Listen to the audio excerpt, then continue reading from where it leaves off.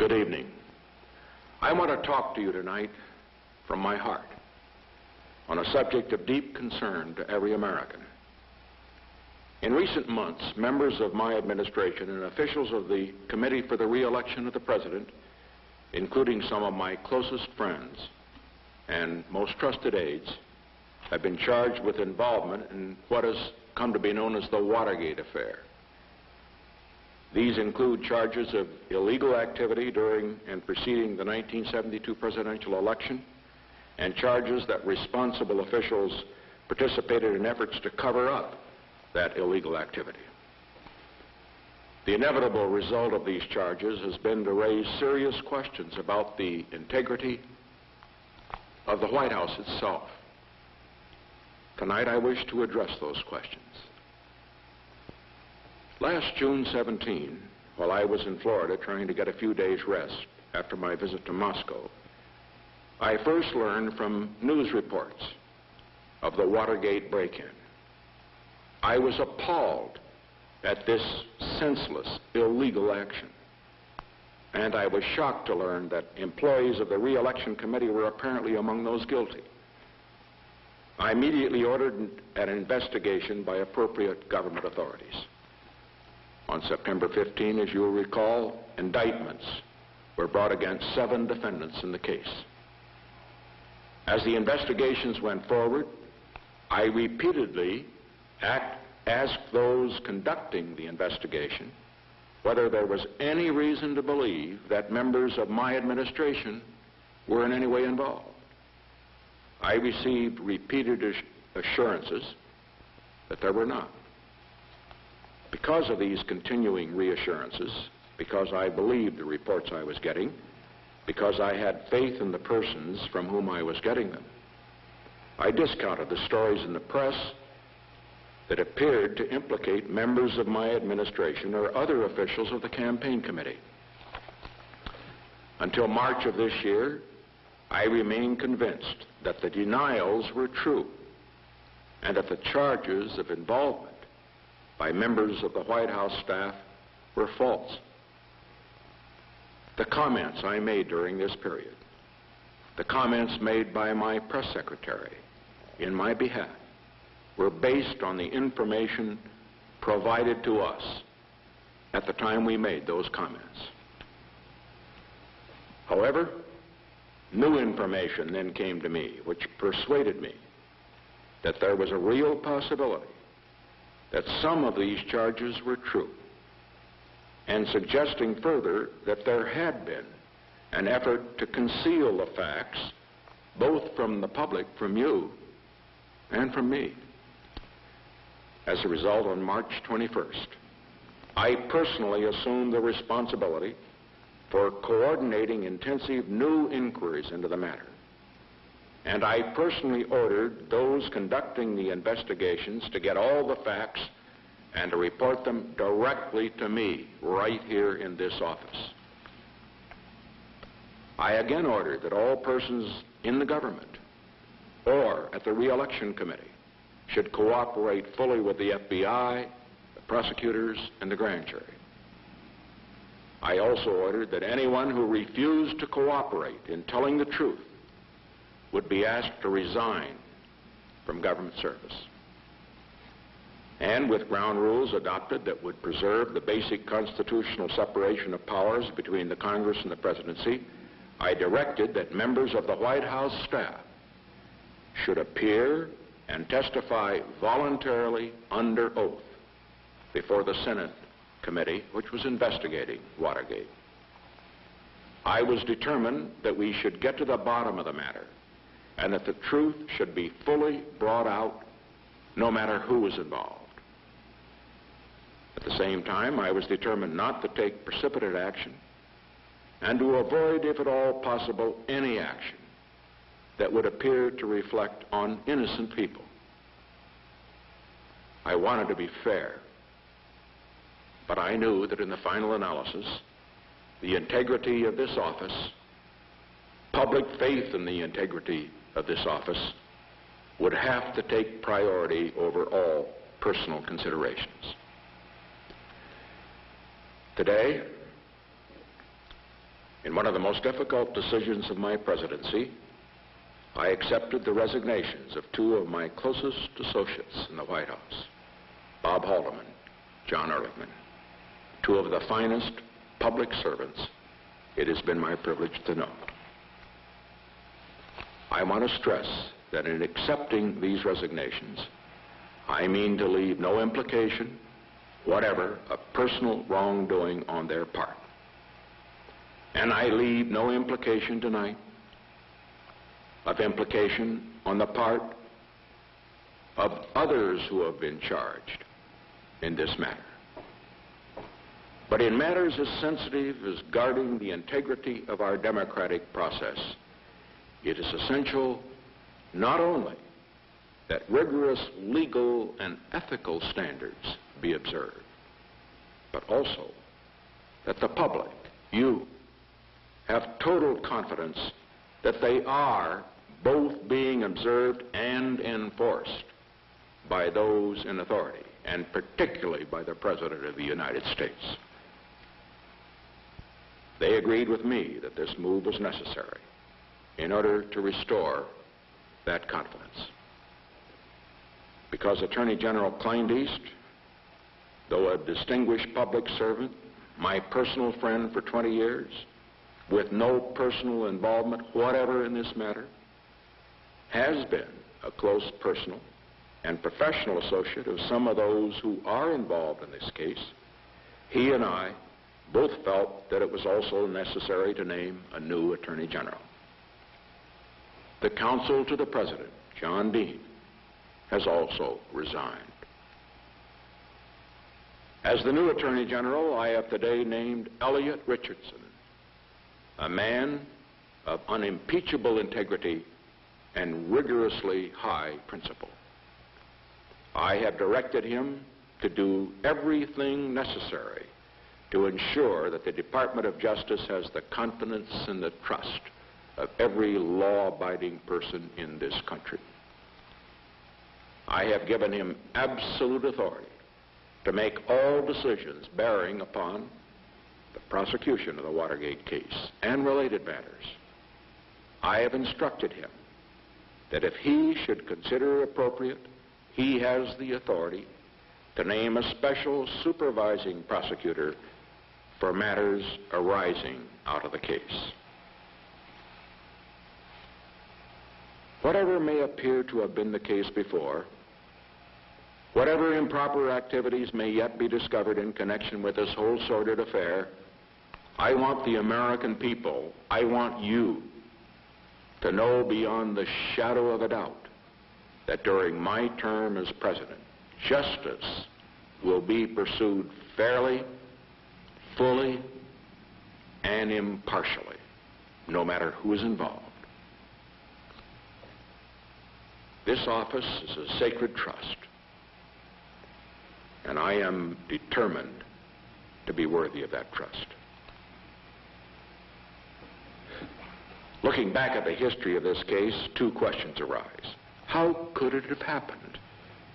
Who is to blame?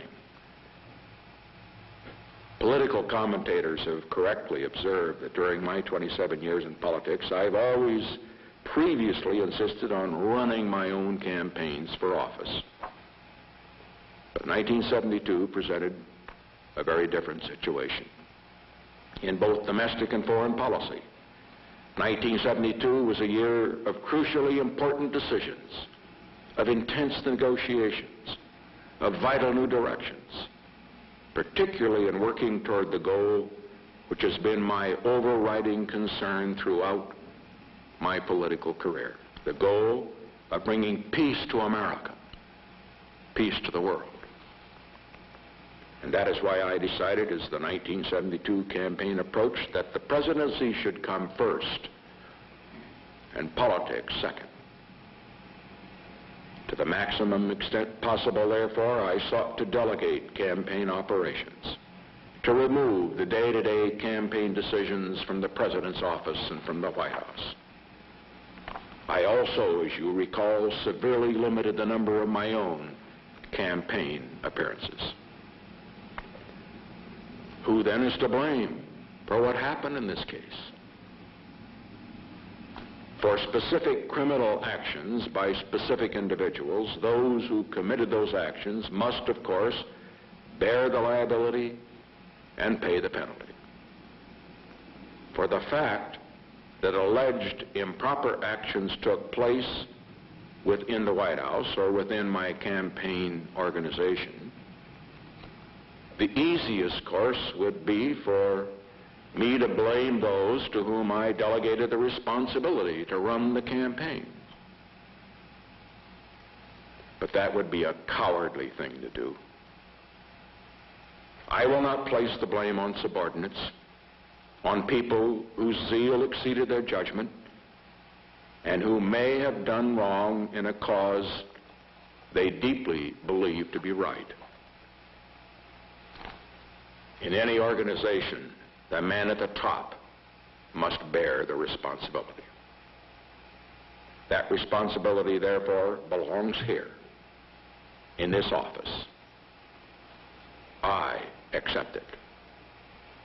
And I pledge to you tonight from this office that I will do everything in my power to ensure that the guilty are brought to justice and that such abuses are purged from our political processes in the years to come, long after I have left this office. Some people, quite properly appalled at the abuses that occurred, will say that Watergate demonstrates the bankruptcy of the American political system. I believe precisely the opposite is true. Watergate represented a series of illegal acts and bad judgments by a number of individuals. It was the system that has brought the facts to light and that will bring those guilty to justice. A system that in this case has included a determined grand jury, honest prosecutors, a courageous judge, John Sirica, and a vigorous free press. It is essential now that we place our faith in that system, and especially in the judicial system. It is essential that we let the judicial process go forward, respecting those safeguards that are established to protect the innocent as well as to convict the guilty. It is essential that in reacting to the excesses of others, we not fall into excesses ourselves. It is also essential that we not be so distracted by events such as this that we neglect the vital work before us, before this nation, before America, at a time of critical importance to America and the world. Since March, when I first learned that the Watergate affair might in fact be far more serious than I had been led to believe, it has claimed far too much of my time and my attention. Whatever may now transpire in the case, whatever the actions of the grand jury, whatever the outcome of any eventual trials, I must now turn my full attention, and I shall do so once again, to the larger duties of this office. I owe it to this great office that I hold, and I owe it to you, to my country. I know that as Attorney General, Elliot Richardson will be both fair and he will be fearless in pursuing this case wherever it leads. I am confident that with him in charge, justice will be done. There is vital work to be done toward our goal of a lasting structure of peace in the world. Work that cannot wait. Work that I must do. Tomorrow, for example, Chancellor Brandt of West Germany will visit the White House for talks that are a vital element of the Year of Europe, as 1973 has been called. We are already preparing for the next Soviet-American summit meeting later this year. This is also a year in which we are seeking to negotiate a mutual and balanced reduction of armed forces in Europe. which will reduce our defense budget and allow us to have funds for other purposes at home so desperately needed. It is the year when the United States and Soviet negotiators will seek to work out the second and even more important round of our talks on limiting nuclear arms and of reducing the danger of a nuclear war that would destroy civilization as we know it. It is a year in which we confront the difficult tasks of maintaining peace in Southeast Asia and in the potentially explosive Middle East. There's also vital work to be done right here in America to ensure prosperity. And that means a good job for everyone who wants to work, to control inflation that I know worries every housewife, everyone who tries to balance a family budget in America, to set in motion new and better ways of ensuring progress toward a better life for all Americans. When I think of this office, of what it means, I think of all the things that I want to accomplish for this nation, of all the things I want to accomplish for you. On Christmas Eve, during my terrible personal ordeal of the renewed bombing of North Vietnam, which after 12 years of war finally helped to bring America peace with honor, I sat down just before midnight. I wrote out some of my goals for my second term as president. Let me read them to you. To make it possible for our children and for our children's children to live in a world of peace. To make this country be more than ever a land of opportunity, of equal opportunity, full opportunity for every American. To provide jobs for all who can work and generous help for those who cannot work. To establish a climate of decency and civility in which each person respects the feelings and the dignity and the God-given rights of his neighbor. To make this a land in which each person can dare to dream, can live his dreams, not in fear but in hope, proud of his community, proud of his country, proud of what America has meant to himself and to the world. These are great goals. I believe we must work for them.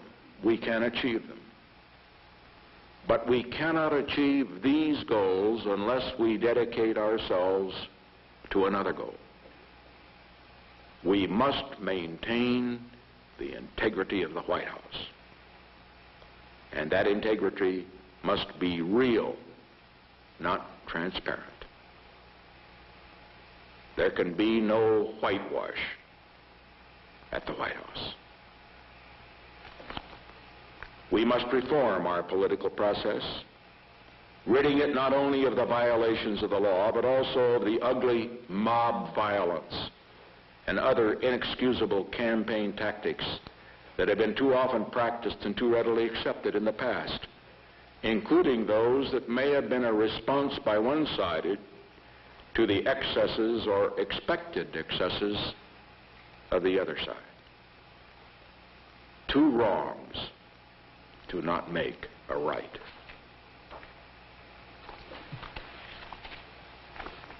I've been in public life for more than a quarter of a century. Like any other calling, politics has good people and bad people. And let me tell you, the great majority in politics, in the Congress, in the federal government, in the state government, are good people.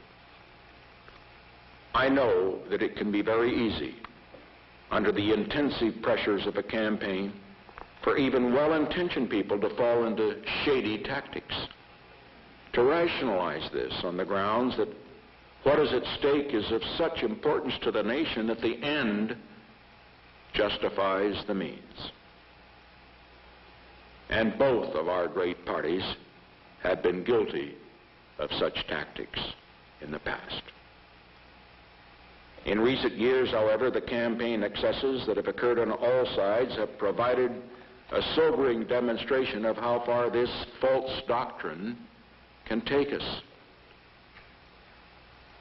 The lesson is clear. America, in its political campaigns, must not again fall into the trap of letting the end, however great that end is, justify the means. I urge the leaders of both political parties, I urge citizens, all of you everywhere, to join in working toward a new set of standards, new rules and procedures to ensure that future elections will be as nearly free of such abuses as they possibly can be made. This is my goal. I ask you to join in making it America's goal. When I was inaugurated for a second term this past January 20th, I gave each member of my cabinet and each member of my senior White House staff a special 4-year calendar with each day marked to show the number of days remaining to the administration. In the inscription on each calendar, I wrote these words: the presidential term which begins today consists of 1,461 days. No more, no less. Each can be a day of strengthening and renewal for America. Each can add depth and dimension to the American experience. If we strive together, if we make the most of the challenge and the opportunity that these days offer us, they can stand out as great days for America and great moments in the history of the world. I looked at my own calendar this morning up at Camp David as I was working on this speech. It showed exactly 1,361 days remaining in my term.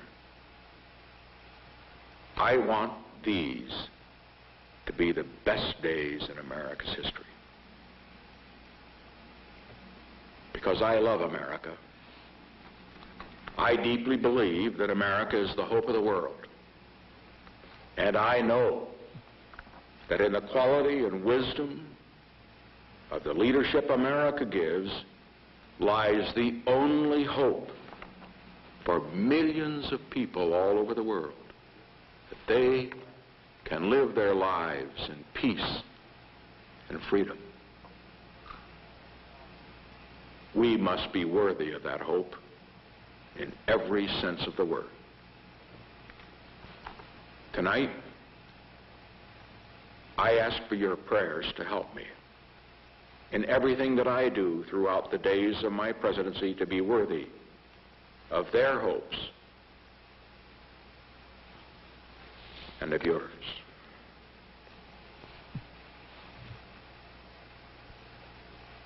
God bless America, and God bless each and every one of you.